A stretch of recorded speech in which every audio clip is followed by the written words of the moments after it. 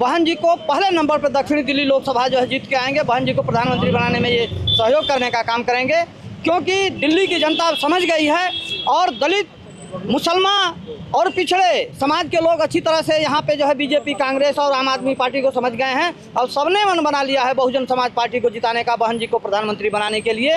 तो दलित, मुसलमान, पिछड़े और अल्पसंख्यक समाज के लोग सभी जो है बहुजन समाज पार्टी के साथ काम करने के लिए और बहुजन समाज पार्टी को वोट देकर के बहन जी को प्रधानमंत्री बनाने के लिए संकल्प ले लिया गया। संकल्प बिल्कुल जीरो टॉलरेंस पे काम करते हुए 1 पैसे का चंदा किसी उद्योगपति से नहीं लिया।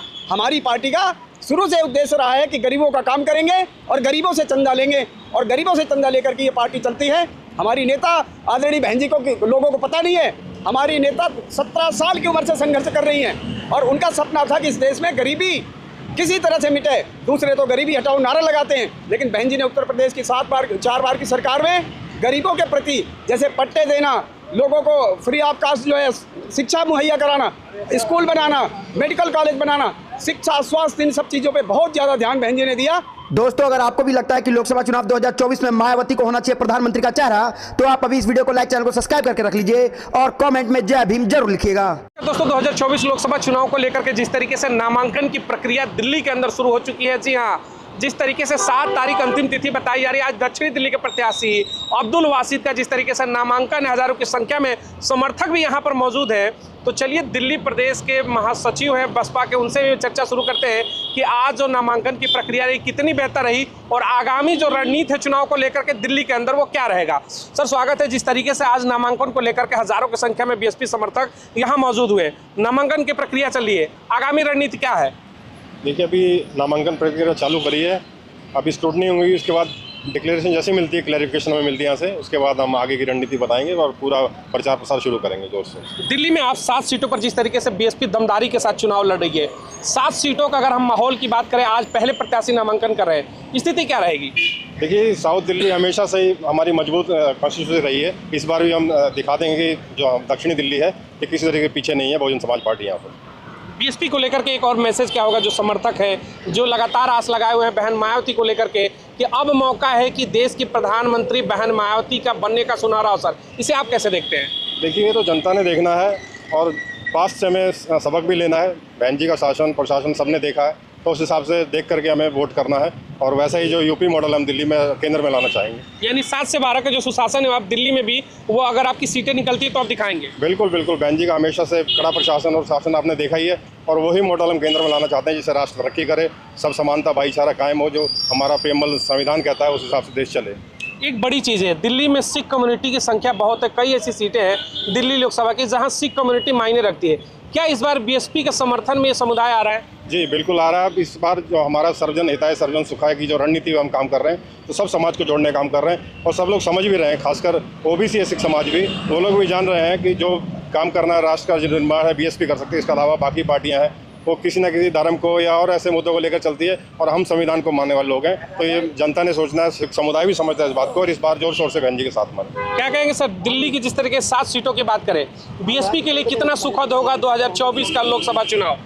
देखिए, ऐसा है, बहन जी को प्रधानमंत्री बनाने के लिए दिल्ली में दक्षिणी दिल्ली लोकसभा है, बहन जी को पहले नंबर पर दक्षिणी दिल्ली लोकसभा जो है जीत के आएंगे। बहन जी को प्रधानमंत्री बनाने में ये सहयोग करने का काम करेंगे, क्योंकि दिल्ली की जनता अब समझ गई है और दलित, मुसलमान और पिछड़े समाज के लोग अच्छी तरह से यहाँ पे जो है बीजेपी, कांग्रेस और आम आदमी पार्टी को समझ गए हैं और सबने मन बना लिया है बहुजन समाज पार्टी को जिताने का, बहन जी को प्रधानमंत्री बनाने के लिए।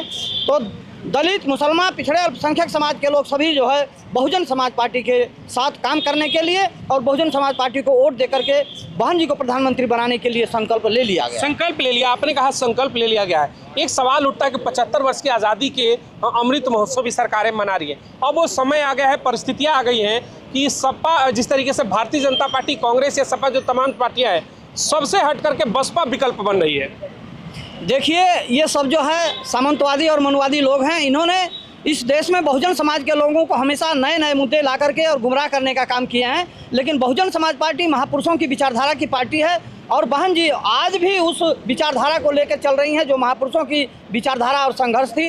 तो बहुजन समाज पार्टी और बहन जी जो है कभी अपनी विचारधारा से इधर उधर नहीं होने वाली हैं, उसी विचारधारा पे चल करके और इस देश में बहुजन समाज का शासन सत्ता जो है बहन जी इस देश में कायम करना चाहती हैं। और बहुजन समाज के लोगों ने भी ठान लिया है कि बहन जी को प्रधानमंत्री बना करके और बहुजन समाज और सर्वजन समाज के लोगों को सबको मान सम्मान अधिकार दिलाने का काम करेंगे। जिस तरीके से बहन मायावती लगातार मुखर होकर समाज की लड़ाइयाँ लड़ती आई हैं 26 वर्ष की उम्र से, अब उनके सहयोग में आकाश आनंद जैसे तेज तरार युवा भी खड़े हो गए जो मंचों से सीधी चुनौती देते हुए मोदी और राहुल गांधी अखिलेश यादव को नजर आ रहा है। क्या लग रहा है जो नई क्रांति है बसपा को उन ऊंचाइयों पर ले जाएगी जिसका सपना कहीं ना कहीं मान्यवर कांसीराम ने देखा था?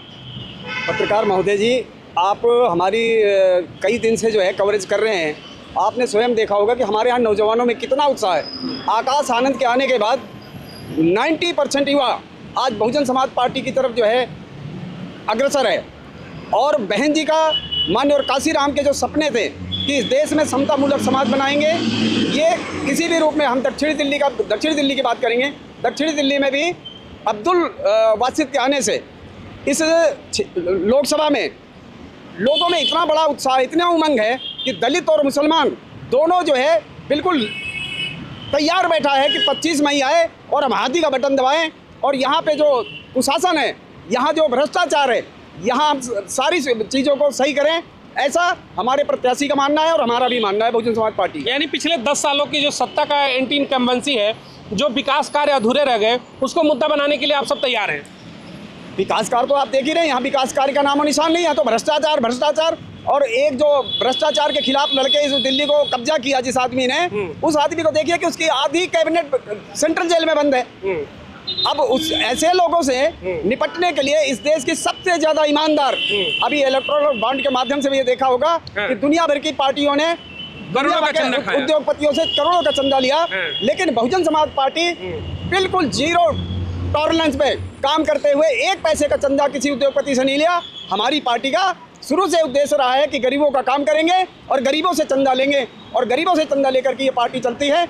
हमारी नेता आदरणीय बहन जी को लोगों को पता नहीं है, हमारी नेता 17 साल की उम्र से संघर्ष कर रही हैं और उनका सपना था कि इस देश में गरीबी किसी तरह से मिटे। दूसरे तो गरीबी हटाओ नारा लगाते हैं, लेकिन बहन जी ने उत्तर प्रदेश की 4 बार की सरकार में गरीबों के प्रति जैसे पट्टे देना, लोगों को फ्री ऑफ कास्ट जो है शिक्षा मुहैया कराना, स्कूल बनाना, मेडिकल कॉलेज बनाना, शिक्षा, स्वास्थ्य, इन सब चीज़ों पे बहुत ज़्यादा ध्यान बहन जी ने दिया। तो इस देश के लोग चाहते हैं, सबने देख लिया कि भैया बहुत सारी पार्टियां 70-75 साल की उस अवधि में लोगों ने देखा, कोई गरीबों की बात नहीं करता, कोई दलितों की बात नहीं करता, कोई मुसलमानों की बात नहीं करता।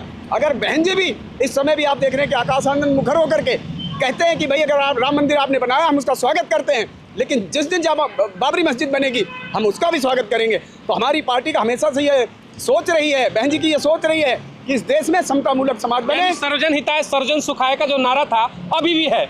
बिल्कुल है, हमारा सर्वजन सुखाय सर्वजन हिताय का नारा भी है और बहुजन हिताय बहुजन सुखाय का नारा भी है, क्योंकि हमारी पार्टी का मेन उद्देश्य किसी तरह से भी दलित दबे कुचलों की हालात में सुधार लाना है। और ऐसा तभी होगा जब इस देश में हमारे कम से कम 2/3 MP जीत कर आएंगे और बहन जी इस देश की जिस दिन प्रधानमंत्री बनेंगी उस दिन ये देश अशोक सम्राट का देश कहलाएगा और सोने की चिड़िया दोबारा से बनेगा। सोने की चिड़िया दोबारा बनेगा। देखिए सर, बसपा की जब शासन थी 2007 से 12 यूपी में, तो एक सांसद के ऊपर जब आरोप लगता है तो बहन मायावती घर बुला करके गिरफ्तारी करा देती है। और दिल्ली का दुर्भाग्य देखिए कि मुखिया के ऊपर, CM के ऊपर आरोप लगता है तो जेल से कहते हैं सरकार चलाऊंगा। क्या संविधान में इस तरीके से खिलवाड़ करने वाले लोगों को मौका मिलेगा या फिर संविधान मानने वाली बसपा को? देखिए, बहुजन समाज पार्टी संविधान को मानने वाली है और संविधान पे चलने वाली है।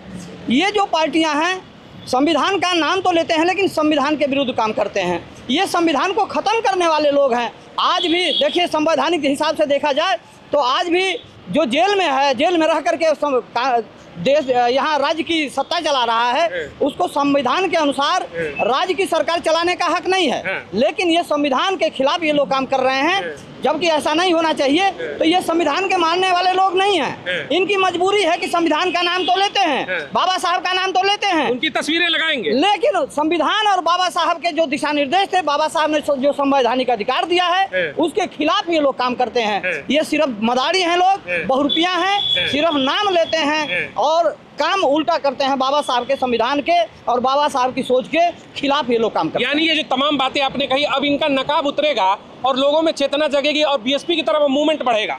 बिल्कुल बिल्कुल जनता समझ रही है। अब आने वाला समय, अब विकल्प एकमात्र देश की सिर्फ बहन जी हैं। बहन जी ही इस देश को विकासशील, अग्रशील और स्वास्थ्य, शिक्षा, रोजगार मुहैया करा सकती हैं, जिस तरह से बहन जी ने उत्तर प्रदेश में 4 बार शासन करके दिखा चुकी हैं। अब जनता देख रही है, लोग देख रहे हैं कि इस देश को अगर चला सकती हैं तो एकमात्र नेता है, वो है बहुजन समाज पार्टी की नेता बहन कुमारी मायावती जी।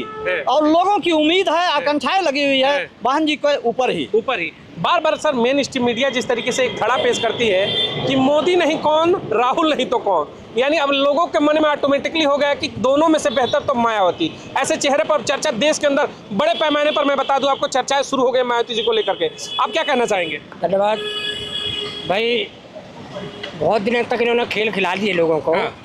अब ये जो सत्ता की चाबी अब छिपा नहीं सकते। पूरे देश में बहुजन समाज उठकर खड़ा हो गया है, हर चीज़ से निपटने को तैयार है। और जो काम यहाँ पर किए हैं लोगों ने, ये से सोचते हैं कि भाई लोगों को पता नहीं है, हर इनका एक एक काम जनता की नज़र में है। दवा के नाम पर दारू, दवा के नाम पर दारू दी, शिक्षा के नाम पर तमाम घोटाले किए, 5 किलो राशन दे करके लोगों को बहकाने का काम किया। अब फिर कह रहे हैं भाई तुमने नमक खाया है, अब इनका नमक हलाल करो। ये कैसा बराबर है? वो छोटा चार्ज है दिल्ली में, तो जेल में छोटा चार्ज बैठा है आज। भाई देश का मुख्यमंत्री पहली बार जेल में है और कह रहा है भाई बहुत ईमानदार आदमी। भाई ईमानदार आदमी जेल में जाते हैं? यानी आप संविधान के ऊपर सवाल उठा रहे हैं? हाँ भाई, ईमानदार आदमी जेल में जाएगा? मैं कहता हूँ कि ईमानदार आदमी तो भाई कहीं भी खड़ा हो जाए, कोई आँच कोई नहीं होती। बहन जी हैं, बहन जी के पास देख लो तो पूछ लो, पूरे देश में अगर बहन जी का लोहा मानते हैं लोग तो उनकी ईमानदारी का लोहा मानते हैं। उन्होंने रोड पर संघर्ष किया है, जीरो से चल करके तब वो इस देश में हीरो बनी। बहन जी जब संसद के अंदर अगर उनको आवाज नहीं उठाने दिया गया तो इकलौती नेता है जो संसद के अंदर, राज्यसभा के अंदर इस्तीफा फेंक कर आती है, कहती है मैं सदन में रहकर क्या करूंगा अगर अपने समाज का आवाज नहीं उठाऊंगी। और दूसरे नेता जेल में रख के कह रहे मैं तो मुख्यमंत्री बना रहूंगा, यानी इनको सत्ता का लालच है। भाई इतने बेशरम लोग हमने देखे नहीं दुनिया में, जितने बेशरम जो छोटा रिचार्ज है यहाँ, इससे ज्यादा बेशरम दुनिया में अगर तुम लाइट जला कर कभी ढूंढोगे कहीं नहीं मिलेंगे। और बेशरमागी तो पराकाष्ठा जब हो गई, वो जेल से रिजाइन नहीं कर रहे। शिक्षा बालक बेचारे किताबों बिन परेशान है, किसी शिक्षक को, छोटे बच्चों को किताब नहीं मिल रही, लाइट पंखा नहीं है। और उन विद्यालयों में जाता कौन है? उसी दलित समाज का और मुस्लिम अल्पसंख्यक समाज का बेटा बेटी। बड़े वाले तो भाई बड़े बड़े स्कूलों में पढ़े जहाँ लाखों की फीस है, लेकिन देश का जो मूल निवासी है, जो बड़ा तबका है, वो रो रहा है। उनको पता है कि स्कूलों में वो आता है जो बहुजन समाज है, इसमें उठ कर खड़ा हो रहा है। वो नहीं चाहते खड़ा हो जाए, मुफ्त के लॉलीपॉप में रखे रहो। वो कहाँ चाहते हैं कि इस देश का बहुजन समाज खड़ा हो और सत्ता की तरफ पैर बढ़ाए? वो तो रोक देना चाहते हैं। वो तो अब धन्य है मानवर बाबा साहब काशीराम साहब कि मिटा दी अपनी हस्ती को जो मर्तबा चाहे कि दाना खाक में मिलकर गुले गुलजार होता है। ये कारबार रुकता नहीं, चाहे कितना भी बेरुपयापन कर लें। और इनके आने वाले समय में, अभी जो दिल्ली में चुनाव का, पूरे देश का चुनाव है, लोकसभा का पर्व पूरे देश का है। उत्तर प्रदेश के पैटर्न पर हम दिल्ली में चुनाव लड़ रहे हैं। और खासकर हम सोशल इंजीनियरिंग, हाँ, खासकर दक्षिण दिल्ली में जिन लोगों ने सबसे बड़ी पंचायत में जाकर के एक जाति विशेष के लोगों को गाली दी, उसका बदला वोट से हम लेंगे। दक्षिण दिल्ली में वासिद अली, अब्दुल बासिद अली हमारे चुनाव प्रत्याशी हैं, और एक एक वोट इस बार मुस्लिम का हाथी के चुनाव रिजल्ट पर पड़ेगा और उसका बदला लिया जाएगा। चलिए, देश की बड़ी आबादी, सर एक आखिरी सवाल रहेगा, बड़ी आबादी को कब तक आप केंद्र की सत्ता में जाने से रोकोगे? 75 वर्ष से कामयाब रहे, लेकिन वो तिलिस्म टूटेगा और एक दलित समाज की बेटी इस बार बैठेगी क्या? बिल्कुल बिल्कुल, बहुजन समाज इस देश में जो है 85% है और बड़ी संख्या में लोग हैं। और अब ये 85% के लोग दलित, शोषित, पिछड़े अल्पसंख्यक समाज के लोग अब इनकी चाल को समझ गए हैं। अब इनके झांसे में आने वाले नहीं। कहीं जो है इस देश को 80 करोड़ लोगों को भिखारी बनाने का काम किया जाता है 5 किलो अनाज देने के नाम पे, और लोगों को रोजगार नहीं दी जाती, शिक्षा नहीं दिया जाता। अरे ये 5 किलो राशन देने की क्या जरूरत है? लोगों को रोजगार दो, शिक्षा दो, लोग राशन खरीद के भी खाएंगे, लोग अच्छे स्कूलों में पढ़ेंगे, पढ़ाएंगे। इनको शिक्षा, रोजगार, स्वास्थ्य की सुविधा देनी चाहिए। लेकिन अब ये जो मदारी का ये लोग खेल दिखा रहे हैं, और बहुजन समाज के लोग जो बहुसंख्यक लोग हैं अब इनकी चाल को समझ गए हैं। अब इनकी चाल में आने वाले नहीं हैं। दलित, शोषित, पिछड़ा, अल्पसंख्यक, मुस्लिम समाज के लोग जागरूक हो चुके हैं। अब समय आ गया है, इस बार लोग दिखा देंगे अपनी ताकत को। और इस देश का प्रधानमंत्री बहन जी को बनाने के लिए जो इन लोग सबने ठान लिया है, करके दिखाएंगे। अब इनके झांसे में नहीं आने वाले, इनके नौटंकी में नहीं आने वाले। और बहन जी ही एक विकल्प है इस बार देश की, बहन कुमारी मायावती जी, इनके अलावा कोई नहीं। बीएसपी ही विकल्प है, इसको लेकर के पूरे देश के अंदर चर्चा है। लगातार हमारी कवरेज आ रही है बहन मायावती को लेकर के। आपकी भी पसंद अगर बहन मायावती प्रधानमंत्री के रूप में है तो इस वीडियो को अधिक से अधिक लोगों तक शेयर जरूर करिएगा, चैनल को सब्सक्राइब जरूर करें ताकि अधिक से अधिक लोगों तक हर बड़ी खबर बहन मायावती से जुड़ी हुई पहुंचती रहे। मिलेंगे अगली तमाम बड़ी खबरों को लेकर के। बहुत बहुत धन्यवाद। जय